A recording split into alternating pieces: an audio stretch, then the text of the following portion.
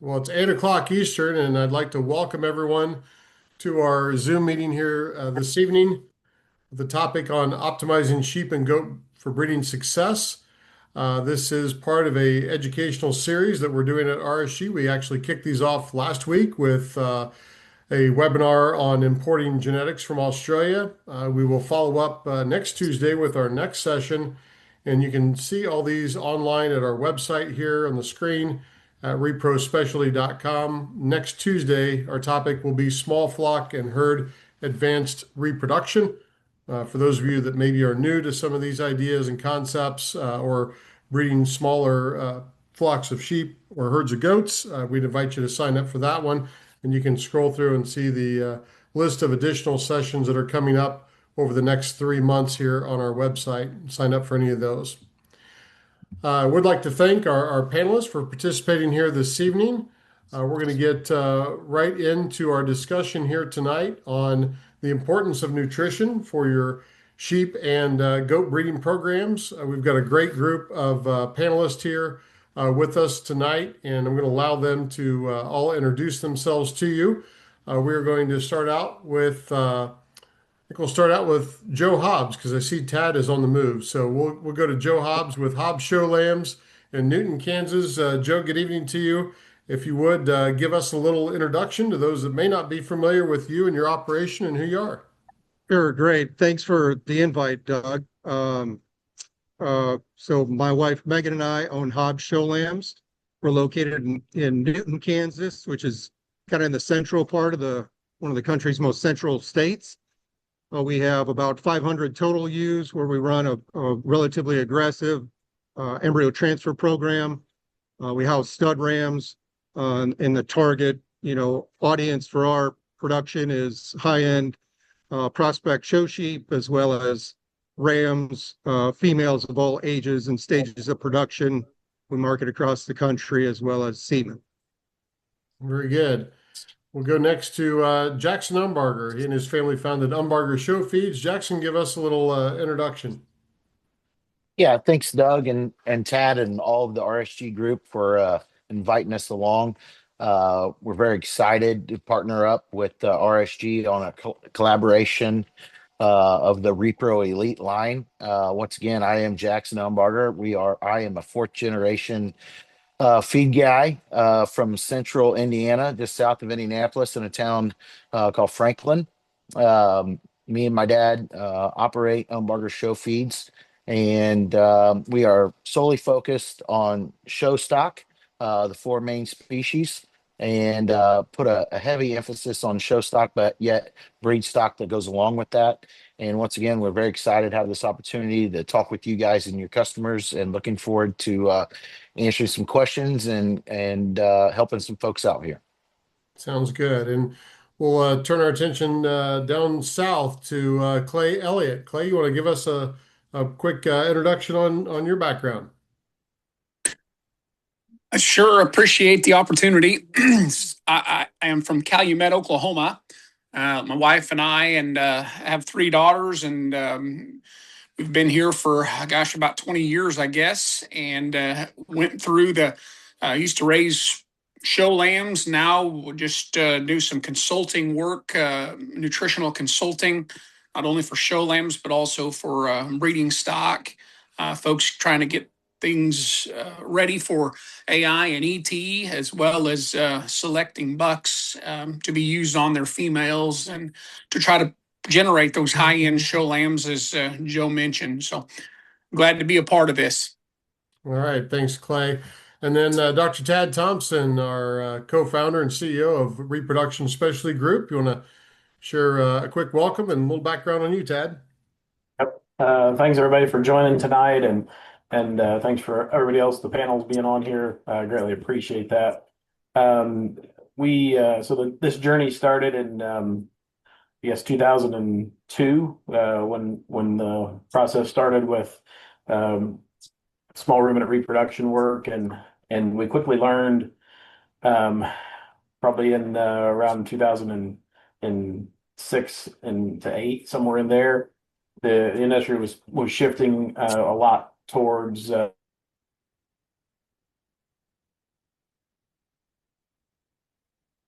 Oh. I think Tad is locked up on us, it looks like there. Don't think it's me, so I think it's Dr. Tad. He is, seems like he has some technical difficulties. We'll get back to him in just a moment. We're going to kick off. There you are. You're back there, Dr. Tad. I think you locked up on us for a second. Sorry about that. So you're starting to talking about where your journey started, I think, with RSG there, and then we lost you. Yep. So my wife Amanda and I started RSG in 2012 and left general equine practice and started full time in the small ruminant world. And so we're working in that time period to look at how nutrition tied into really total program management tied into the success and failures of our programs. And as we pushed more out of season with a lot of our breeds, the impact of management became more and more evident. So that all has culminated to bringing us here today. Very good. So we're going to lead off, kind of segueing into what you just kind of described a little bit of that history there, Dr. Tad, with, as from a veterinarian's lens that you have, obviously you're seeing inside of these animals, almost on a daily basis when you do some of these advanced procedures. What is your take on from that kind of animal health veterinary perspective on why nutrition is so important and has such a major impact on reproduction success? Yeah, sure. It's a great question. I'm not sure there's enough time in the hour to discuss all of it. Well, hit the high points. Big high points. Okay. Yeah. So when we start looking at these animals, and what we're asking of them, and we're pushing them to their limits. It's not as if we're turning rams and bucks out into the paddocks to breed them. We're asking them to undergo synchronization. We're asking them to do things out of season, and all the steps that go along with that. And so when you start to look at the things that you can manage and can control, we can't manage the season. If we're breeding out of season, we can't manage the environmental temperature or humidity that we're dealing with. But some of the things we can manage is the health and the nutrition of those animals. And so when we start to be able to manage those things more closely, we start to see what those impacts are on things such as this.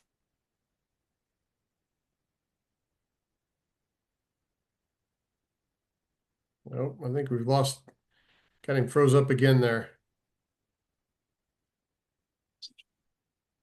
See if we can get him back here quickly. Yeah, I think we've got him froze up there again, it looks like. Oh, yeah, we lost you there again, Tad. You're froze up on your connection there. We're having a little internet issue here in the office. Okay. Yeah, we might, I tell you, somebody that really understands what Dr. Tad's alluding to there and the importance of nutrition is Joe Hobbs. I want to go to Joe for just a second here.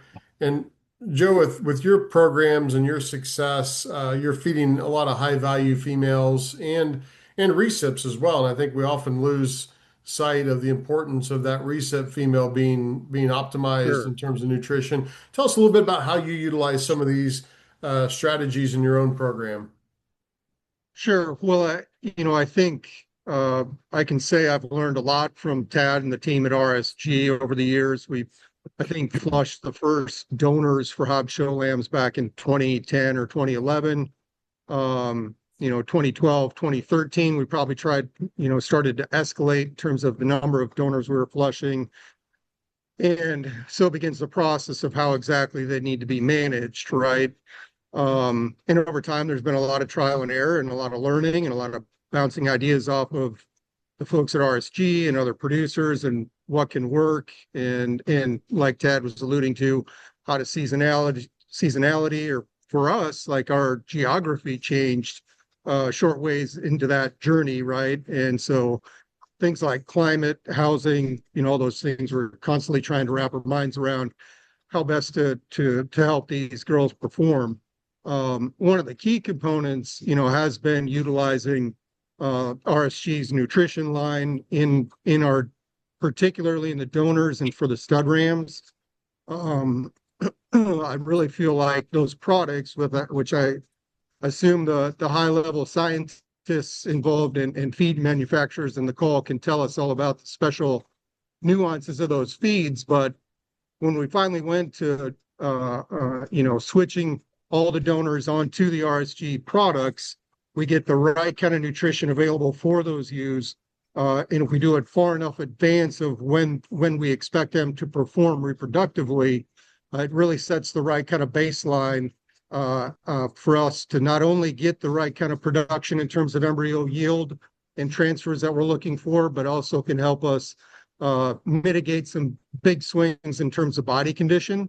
So we can get a donor group put together, get them programmed in advance and on the right plan of nutrition and well in advance of the program, and then navigate from there. Okay, what's the next step, right?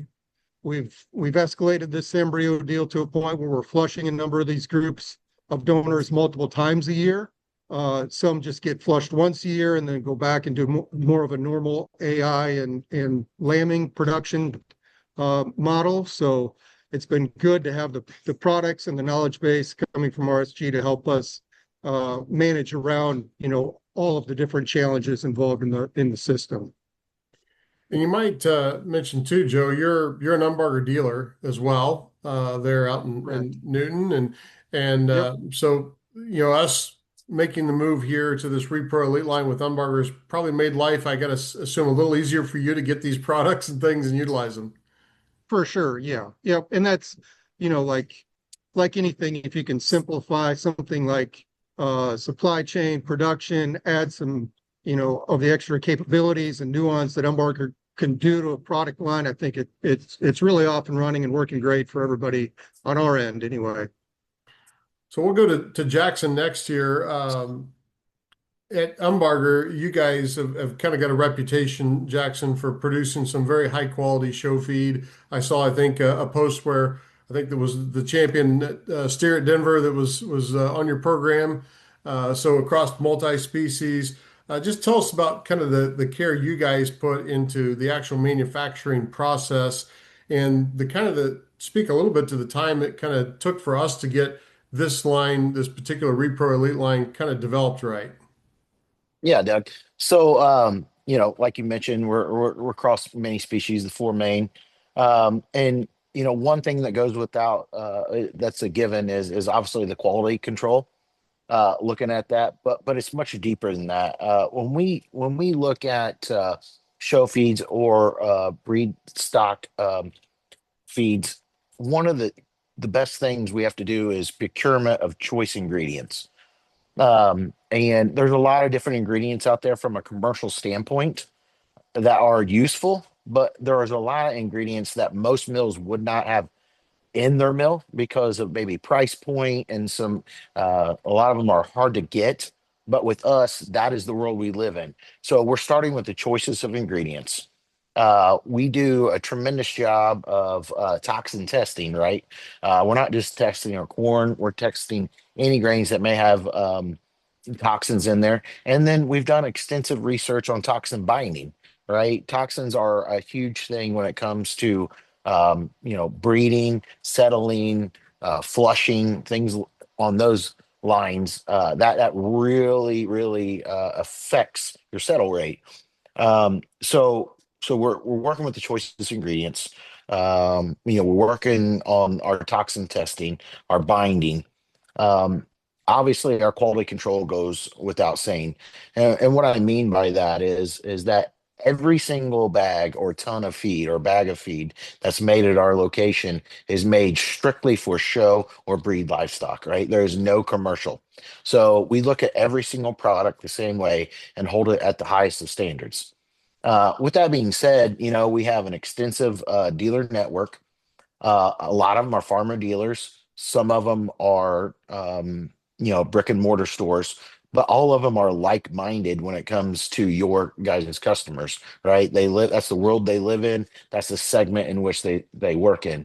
So, a lot of times we have some really good dealers that understand what your customers are going through on a day-to-day basis versus somebody at a regular mill that doesn't understand what it takes to achieve that high settle rate, or those extra eggs or extra semen that we're trying to produce with our breed stock. So we try to encompass all parts of the show and breed livestock, starting from the quality, obviously the ingredients, and things along all the way down to our dealers. So obviously, Jackson, with the release of this new Repro Elite line for small ruminants that came out right towards the end of last year, big effort collaboration wise with scientists like Clay Elliott, PhD, who knows the ins and outs of these things. Dr. Tad, who actually had the foundation already built for a Repro pack that was working for breeders like Joe Hobbs and others for many years. Your company was able to kind of take it to another level. Talk about kind of like what you saw in this relationship and how it all kind of came together with this effort to get this line off the ground. Yeah, and we're going to get into a little bit of this in the next segment, but when you guys came, you had a very robust lineup. We believe very much in the keep it simple, stupid method. So we worked diligently with Dr. Tad, yourself, and Clay to get that line down to where we encompass everything that you guys wanted to do, but we kind of scaled it back a little bit to make it a little bit easier understanding. Working with Dr. Clay, myself, Dr. Tad, and yourself. We were able to take some of the products that we were utilizing, some of the ingredients we had that we had some good success with, some of those choice ingredients. Maybe you guys are running some of them, but we were able to maybe increase those levels, omegas, different things like that, to really, really, help this feed as a base. With adding in the base formulation that you guys brought in, and then to make that a co-branded product. So, we all know that we kind of started down this line hoping it was going to take 45 months, then it went to 6 to 8, and it really took about a year. But the reality of it was what came out at the end was really a tremendous set of feed that can encompass any part of any small ruminant cycle within breeding. Yeah, very good point. And one of the key people involved in that was Clay Elliott. I want to get to Clay next here. Clay, in working with small ruminant nutrition for the years that you have and helping us develop this Repro Elite line, what can you share with those that are on this Zoom about some of the key ingredients and the actual benefits they have to reproduction that's contained in these feeds? Yep. Hey, I will tell you that things that maybe we don't think of right off the top of our head was, as Jackson Umbarger just mentioned, aflatoxins. Aflatoxins are detrimental to our AI and ET work. They not only have a negative effect on our egg and ovum production, but also the health of that. They also have a negative effect on our sperm and the ability for that stuff to remain motile and move up the reproductive tract. So I think that is something that is very important. And these alpha toxins are coming in from stressed grains, possibly, or high moisture. I guess a number of things can probably affect that. But my point is, what Jackson mentioned with their testing, their ability to reduce and remove those aflatoxins or to pass those grains on and not utilize them is definitely huge in terms of the success of these programs and the nutrition. So some of the highlights that we have brought into these use of biotin that would help with ovum morphology and just help the reproductive tract remain healthy.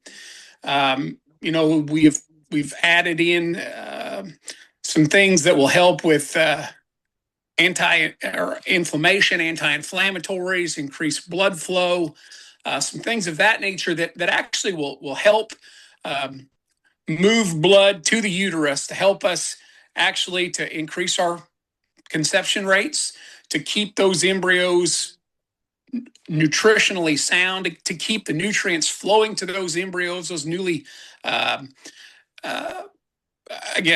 attached embryos into the uterus. And so I'm very proud of what we've accomplished with this nutrition, and it's something that I have had a very strong um, emphasis on in my entire career is trying to help protein levels, trying to keep protein levels and understanding the highs and lows of that. I mean, we've learned that 12 to a 14% protein maximum is probably more ideal than a 16, 18, 20% in terms of uh, increasing embryo counts and increasing our conception rates into our recips.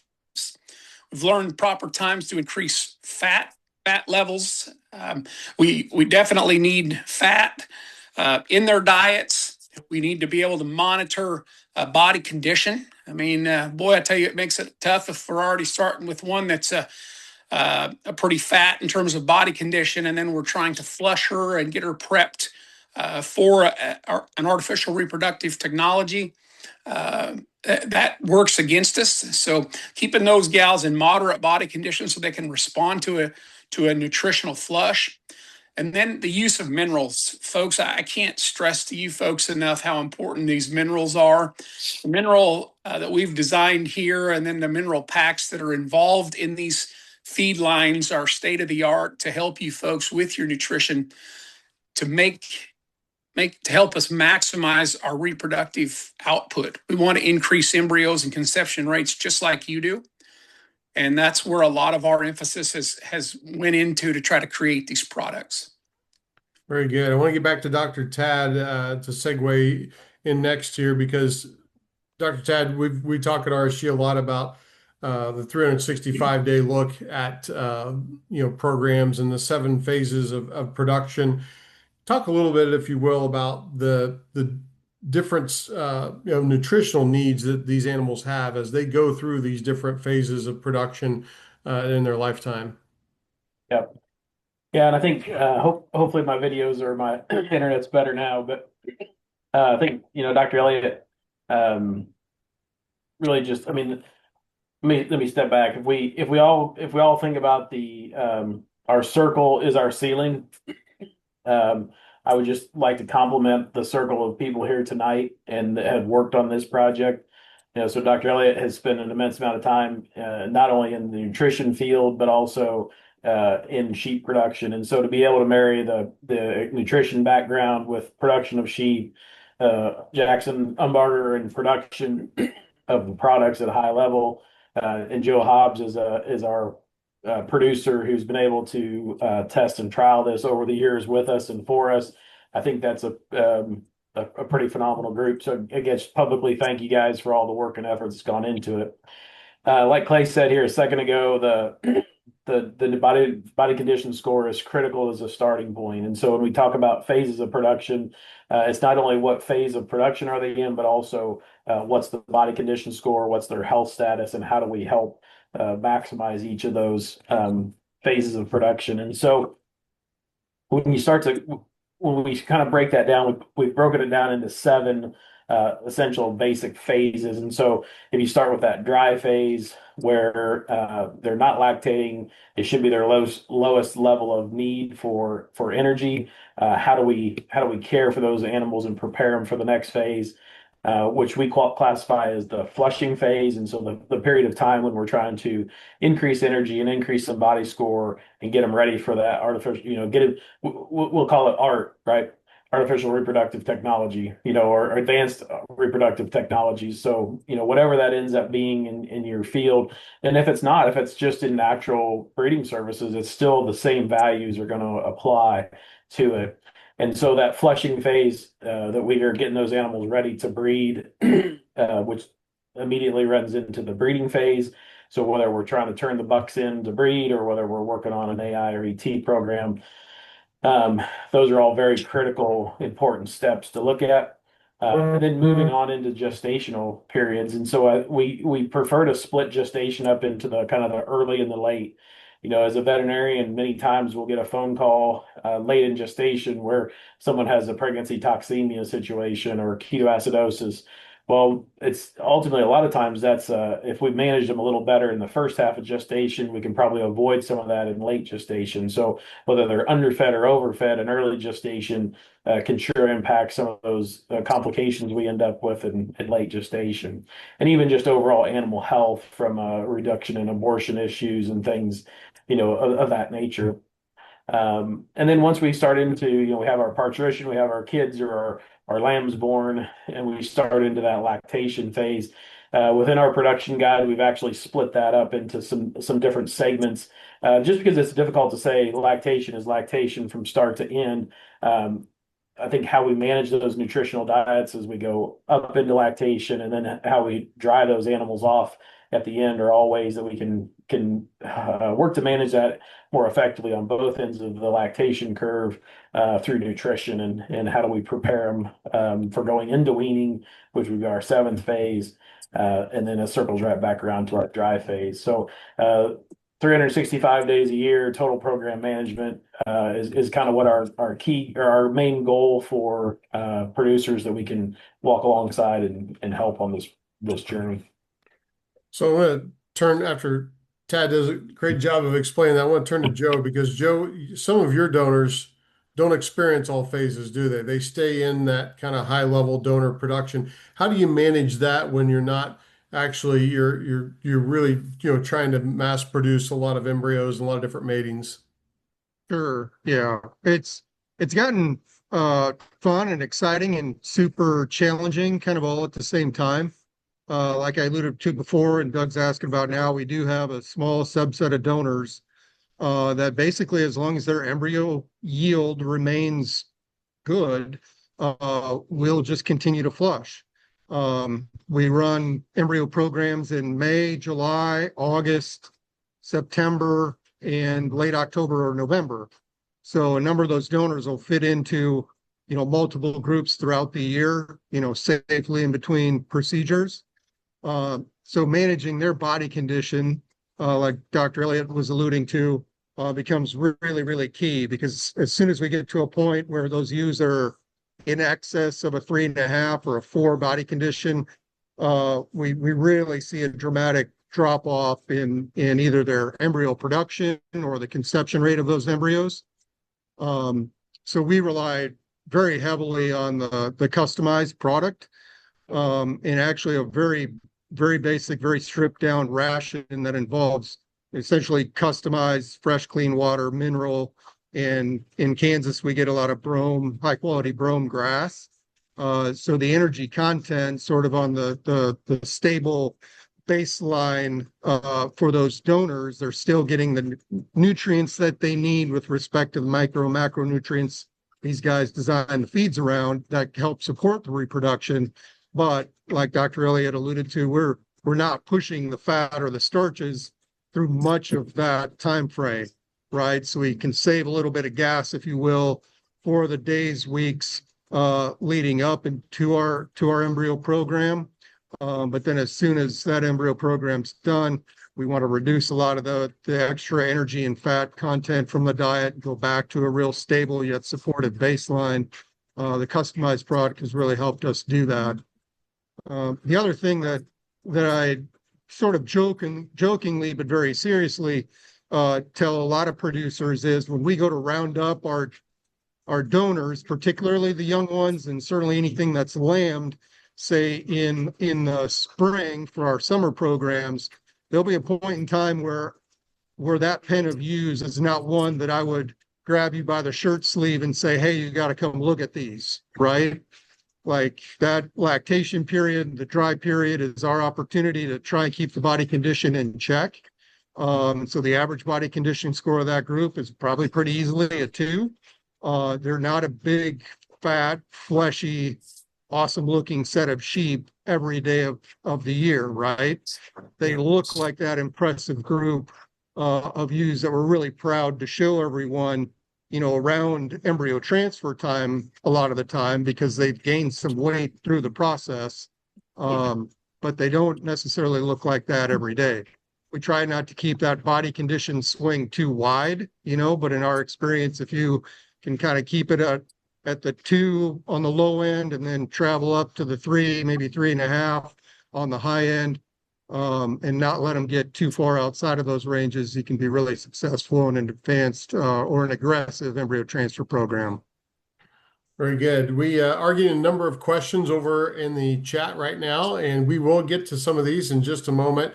And some of these maybe we're addressing on the way as we go here, but we'll kind of monitor that closely. If you do have a question, feel free to post it over there. We'll try to get to it here during the time we have, and if not, we'll follow up with you post Zoom meeting to make sure we get you answered. I want to. This is really for all the panelists here. And this is a couple of questions that have already came through. Is what are the products? How do we utilize them in our program through whether it's the phases that Tad just kind of talked about, or if you're in a situation like a Joe Hobbs that is doing some aggressive embryo work, or if you're just simply breeding sheep and maybe you're not quite to that stage of doing advanced reproduction technology work yet. I'm going to, I guess, turn it over to Jackson first of all to kind of walk us through, and I'm going to bring up the website so folks can see this on the screen as well to kind of describe what we're looking at in terms of product names and how they can be utilized during different times of the year. But I do want to invite Clay, Tad, Joe, chime in here in the way you kind of utilize some of these products as well. All right. So you want me to go ahead here, Doug? Yeah. Okay. Yeah. Please. I'm the feed guy, but I don't feed them at home. So, all three of you guys, if you want to chime in here, please do. But when we took a look at the RSG line, and then we took a look at what we had, we really felt like we had a lot of pieces and parts, and then we put them together, and we tried to put them together as simple as possible. So what we did was we came up with the Repro Elite line, right? So it's called Repro Elite. All the products should be in a Repro Elite bag now. They're co-branded between Umbarger and RSG. They're white, blue, and green bag. So anyways, that's how you will know if you're using a product that has that that is backed and formulated with RSG. So as we get into these products, I want to start out with what I would consider kind of our flagship, maybe for somebody that your average flock size, right? Maximize is going to be a all-in-one complete product. So that is going to be the product that's got the extremely high intense, packed with all the goodies, pack in it, and to be fed, could be fed year round. But we at least suggest at a minimum 45 to 60 days before breeding and 60 days after breeding, right? At the bare minimum. So anytime that you're going to be doing any kind of breeding, we're saying before, during, and after. That is the product that you want to go on. It's packed full of all the goodies. It has a unique smell. You will know it as soon as you open up that bag. I can assure you, we put a lot of time and effort in that product, but it's a 14% 3 fat, and packed with all kinds of chelates, Zimpro products. It's a very unique product that you should feed with confidence. And anything that you have a significant amount of investment in, this is your product that you want to feed it.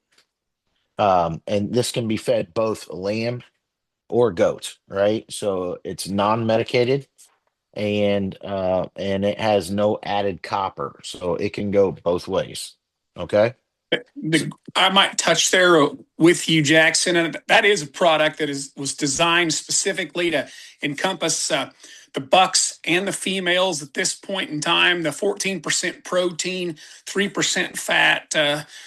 We want to keep that protein level, as I suggested earlier, that somewhere between a 12 and a 14%. We don't want to get too high in that protein level because science has told us that it actually has a negative effect on reproduction, and it works against us in what we're trying to do.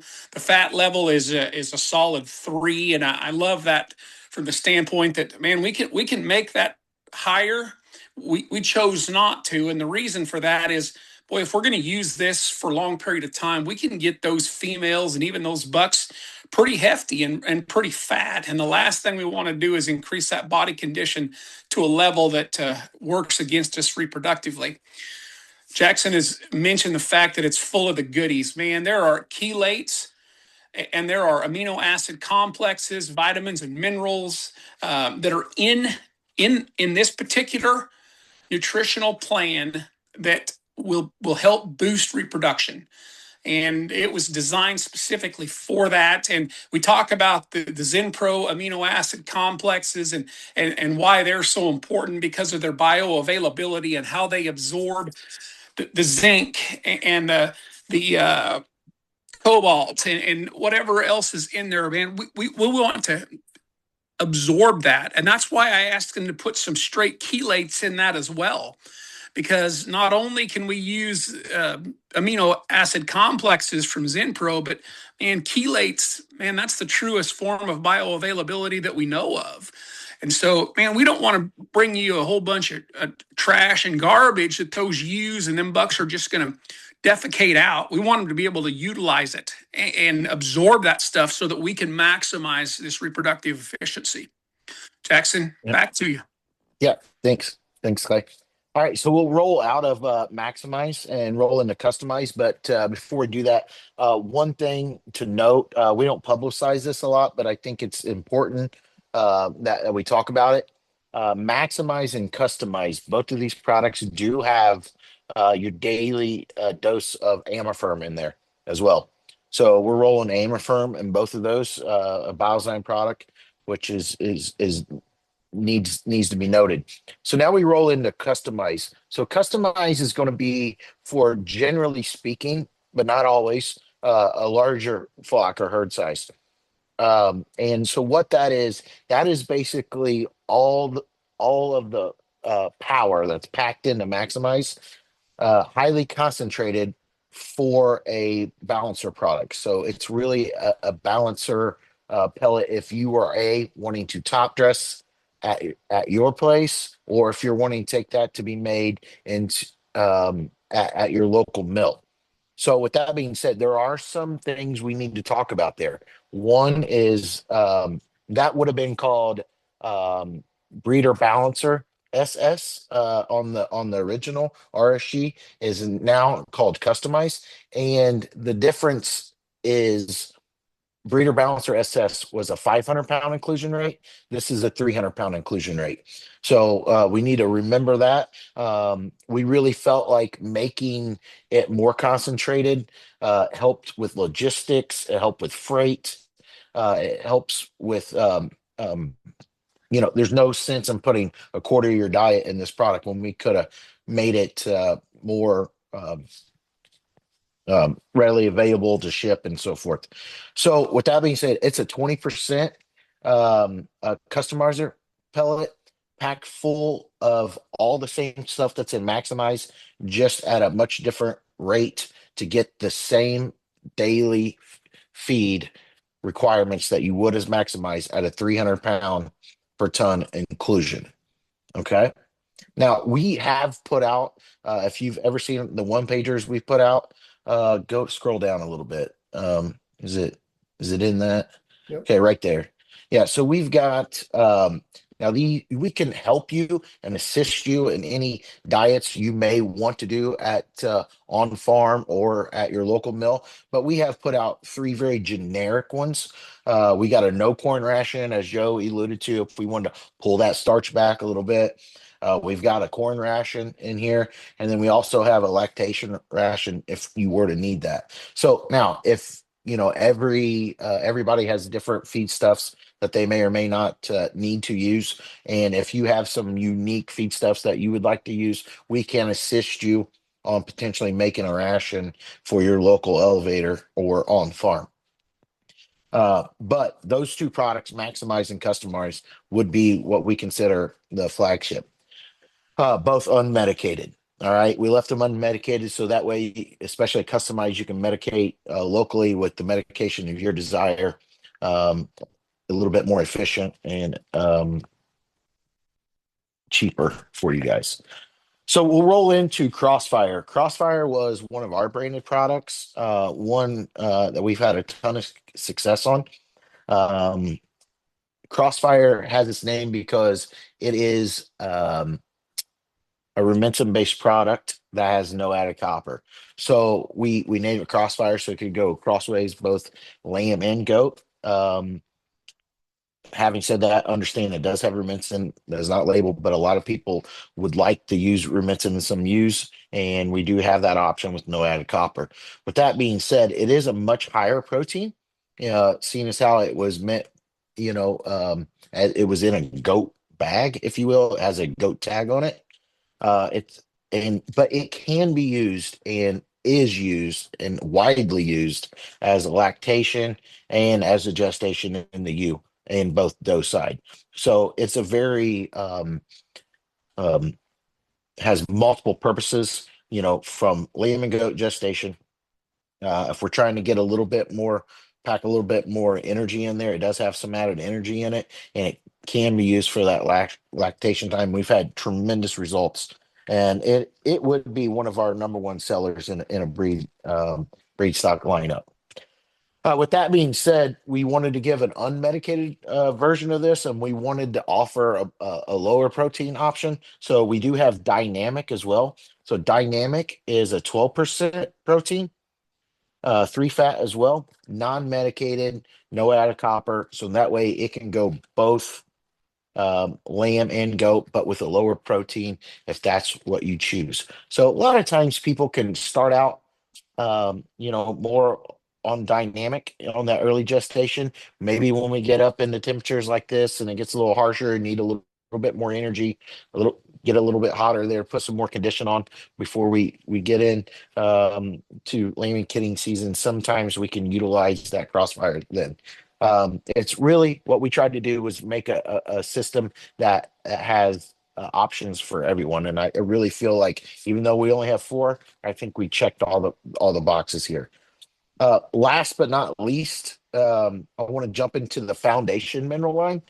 Um, to be quite honest with you, I worked really hard with Dr. Clay, but I spent a lot of time on this. I can tell you with 100% certainty, these products are as good as anything on the market, and I'm going to tell you probably better. We put a lot of time, a lot of resources, a lot of effort into this, and these things are packed full of chelates, packed full of organics. We're not just using Zimpro, we're using some tracers, we're using multiple different people's who's got a lot of science behind all this. So our absorption rate should be tremendous. These things are priced reasonable, in my opinion, for what's in the bag. Probably the best bang for your buck would be these products. I will tell you, because I do watch the sales of these are products that haven't been widely used yet. And I think this is the sleeper of the bunch. We do sell Biozyme, we sell a pile of that stuff. I promise I would put these 2 products up against anything. It's not in a fancy bag, I can tell you that much. We do not manufacture this. We have it manufactured by somebody who manufactures mineral for a living, right? We do show feeds, but we work with some of the best people in the industry. These are R and RSG's formulations. Feed with confidence on these. This is a key portion of this diet and one that I think everybody's sleeping on. I'm a huge believer in mineral. When it comes time to increase your reproductive success, mineral and a mineral designed to enhance reproduction is critical. And as Jackson said, there was a lot of blood, sweat, and tears that went into creating this because I'm such an advocate for mineral and the use of it. And if we're talking about trying to maximize the nutrition that we have and maximize the reproductive technologies that you're paying significant money for to get an increased level of offspring on the ground, and don't cheat yourself on the mineral. I just that is the most critical part of it all, in my opinion. and even at times when folks already have their ewes probably too fat and they're wanting to try to flush those things and get them ready for repro and get them ready to AI and do some embryo work. Man, a mineral flush can do you as much or more good than simply just the nutrition part. So I can't tell you enough how important that this mineral is, and it is designed to be a repro mineral to help you. Yeah. And you're right, Clay. And Doug, I just want to jump in here real quick. I didn't want to cut you off, Clay, but I'm just afraid I may not have a chance to jump back on here with questions that might be getting opened up.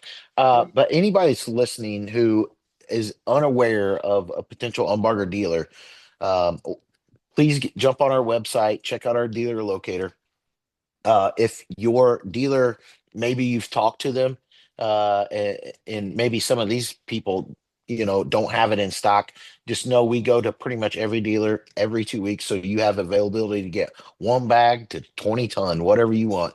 Okay. If we don't have a dealer in your neighborhood or close to you, please reach out to us and we can work out something with you to get it direct, or maybe you have a local place that you would recommend getting it for you.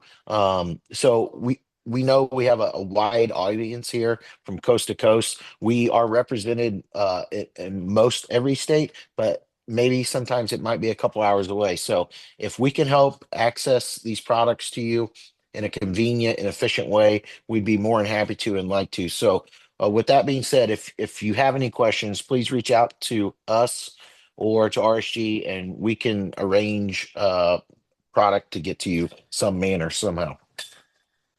Sounds good. We're popping things up here on the screen, so hopefully it helps. There is a dealer locator on your site, and all this product information is on the Umbarger Show Feeds site, as well as rsgnutrition.us, the site that is up in front of you right now. Will help you get to those products. I do want to get to a lot of the questions, but before we do, we've done a tremendous amount of work on this, and we're hope to have this available very soon with your Umbarger dealers as supplemental tubs. Clay has done a tremendous job working with our team and a group to manufacture a tub that I just think is incredible. I know, Dr. Tad, you've had experience with tubs in the past. You weren't a huge fan of tubs. You might start out by sharing where they have their place and maybe why you weren't a fan of them so much as we are with this lineup. Yeah, I think I think the tubs have again. I wasn't a big fan of tubs early on because so many times I would see them in barns where you'd have a 20 by 20 pin, a mineral tub in the middle of the pin full of fecal matter, bedding, things of that nature, and so it just to me it seems like a good place for with the added sugars and the bacteria, a good place to move bugs from one animal to the next, which is not necessarily ideal. So I was always a little bit against it in that. And then as we started down this journey and we started learning about things, um, you know, we opened an office in Ballinger, Texas, and those guys really started to open my eyes to the utilization of tubs, and especially in their system down there. And so when you have these animals that are out grazing, you have them out on some kind of a forage system. Those tubs are a great resource in that area. So we can get those. These guys, Clay and Jackson have spent a tremendous amount of time on fine tuning those formulas. So to be able to get those micronutrients and those technologies into those animals in an efficient way, where they can come up and consume the tubs and get those technologies into them, the tub is really a phenomenal way to do it. The other piece that was kind of intriguing is when we started working with this manufacturer, we were able to utilize different tub sizes, and they actually were able to utilize them in a 2.5 gallon bucket. So a small pail that has the mineral tub already in it, or the lick tub or the mineral tub inside of it.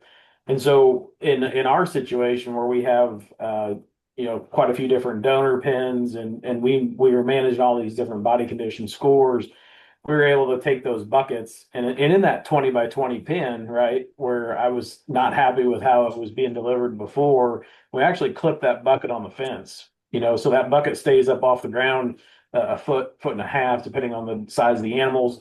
We need to get extra calories. We need to get extra nutrients into those animals, and they can go over there and easily consume them hanging on the side of the wall. And it solved all those problems of setting them on the ground. So, yeah, initially not necessarily a big fan, but with what we've been able to put together between the formulation, the way these tubs are cooked, making them a higher quality tub than some of the other alternatives on the market, and then also the delivery method between the size of the tubs and being able to hang them up. I think they kind of hit the sweet spot of where we need to be.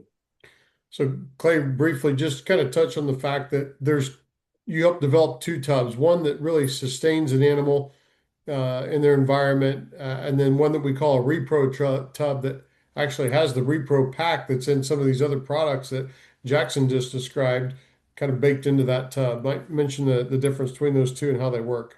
Yeah. So as Doug just mentioned, the first tub is a sustainer, which is just kind of a standard tub that man will just kind of keep their body condition acceptable. They won't gain a lot. They won't lose a lot of weight.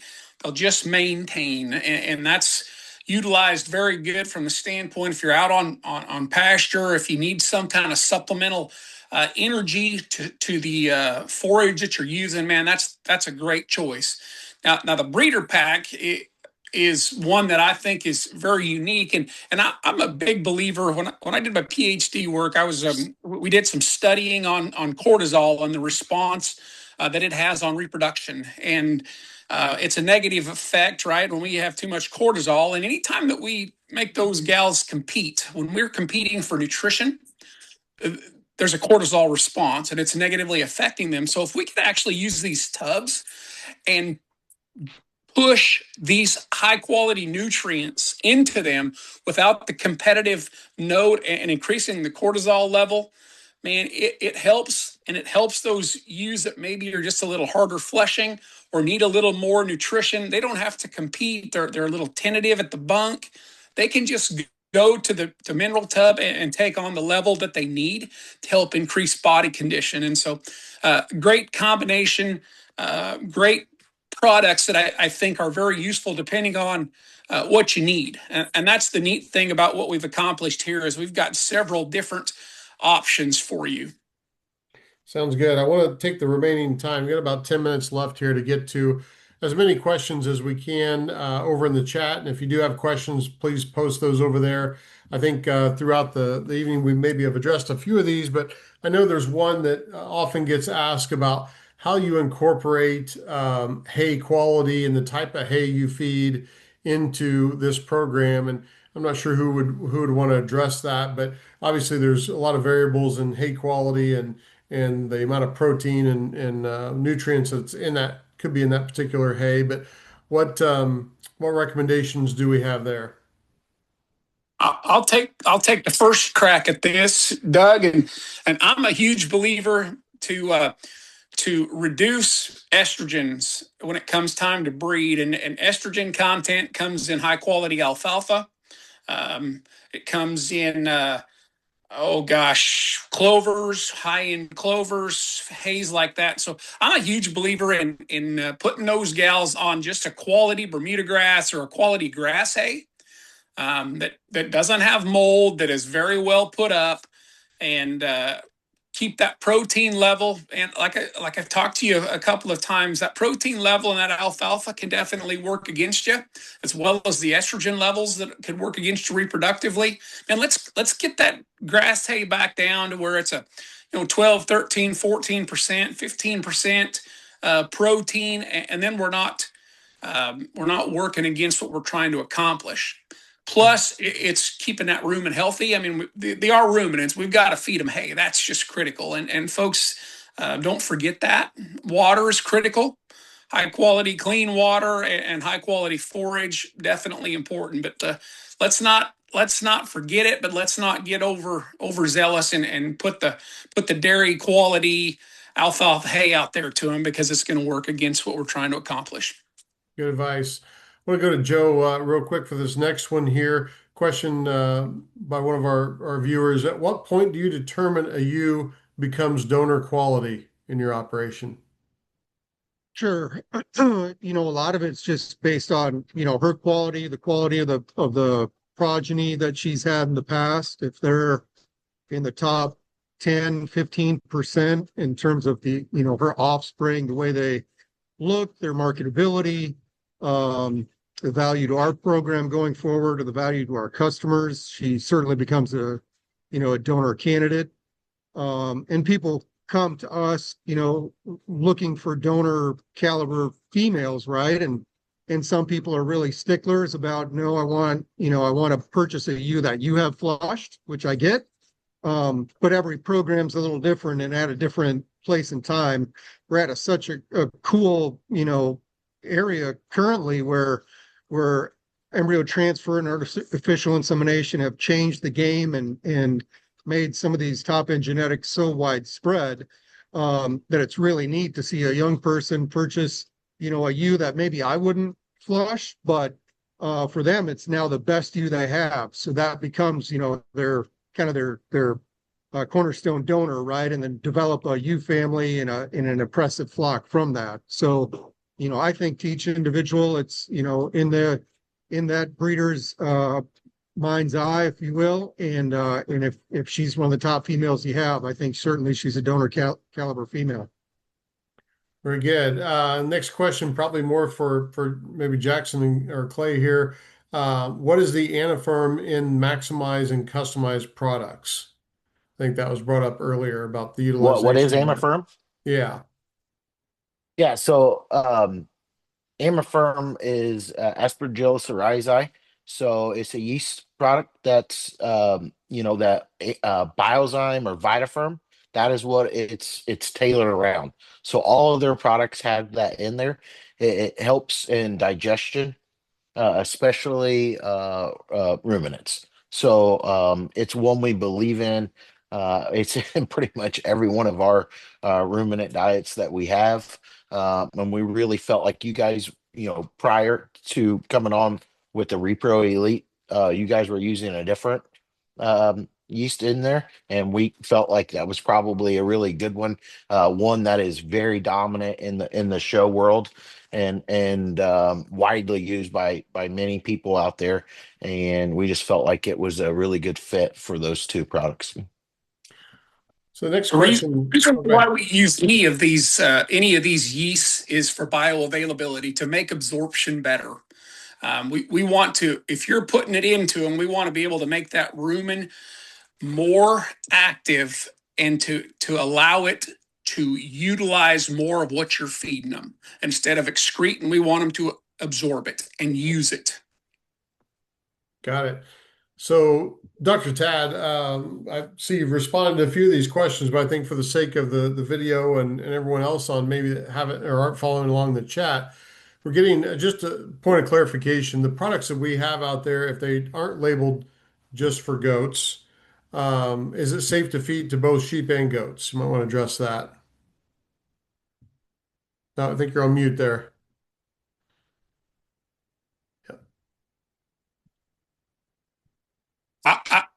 You want, There you go. I'm better. I'm There you better are. at breeding sheep than technology. Clay, do you want to take on that one? Yeah, I can. I sure can. If as long as we don't have excessive copper in any of them, they're safe. And so, as Jackson mentioned earlier, these have no added copper in any of these diets, so they are safe to utilize for both sheep and goats. I would step out here and just remind you folks that sheep do have a copper requirement. Yep. And so some degree of copper is actually a positive thing. We just don't want to go overboard, right? So, and copper plays a huge role in reproduction. So keep that in mind. Let's not overdo it. So just to add on that is why on the foundation mineral line, we have two products, a goat foundation mineral and a sheep. You're going to get your daily dietary needs of copper through in this system through the foundation mineral. Very good. Another Another question kind of along the same lines here, more specific about goats. Do you recommend giving goats any extra selenium, copper, vitamins? I know some folks give injections, things like that prior to AI, in addition to the feed and the minerals that we've discussed here tonight. Dr. Tad, any need for anything extra prior to AI? Yeah, so I've never been a big proponent of injecting nutrition. If we're able to do these things in advance of the program, they should be able to have everything they need through their diets and free choice minerals and things of that nature. I think the moments when you potentially could look at injecting things, it would be if you feel like there is a deficiency on your property or on your farm.